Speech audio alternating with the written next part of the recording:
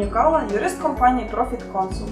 Сьогодні ми поговоримо про анулювання реєстрації платником єдиного податку. Скасувати реєстрацію платником єдиного податку податківці можуть з підстав, передбачених у Податковому кодексі України.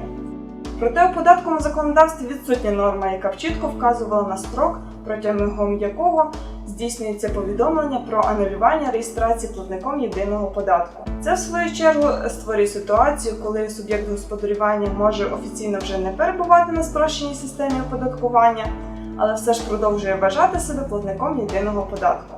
У такому випадку варто бути готовим до негативних наслідків, пов'язаних з відмінностями перебування на загальній та спрощених системах оподаткування.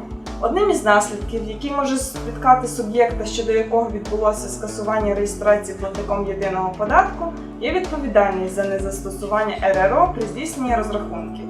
Для суб'єктів, які перебувають на загальній системі оподаткування, застосування РРО є обов'язковим при здійсненні готівкових розрахунків. Тоді, коли для платників єдиного податку існує вимога застосовувати РРО платниками другої і третьої груп, обсяг доходу яких протягом року перевищує 1 мільйон гривень, та платниками четвертої групи. Щодо інших платників спрощеної системи оподаткування, такої вимоги немає. Тому суб'єкту, щодо якого було анульовано статус платника єдиного податку, варто відразу після отримання інформації про анулювання припинити всі готівкові розрахунки до того моменту, поки він не почне використовувати РРО. Ще одним наслідком, який стосується лише платників єдиного податку, в яких обсяг доходу перевищує за останній рік 1 мільйон гривень, буде їх обов'язок зареєструватися платником ПДВ.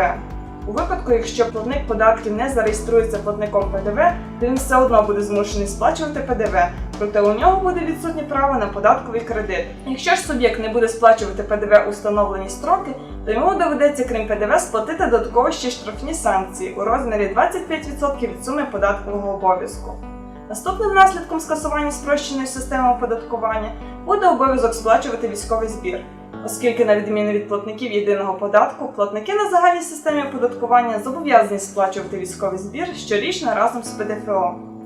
Проте у зв'язку з тим, що по військовому збору немає окремої декларації, то й за штрафні санкції у разі її неподання не варто хвилюватися.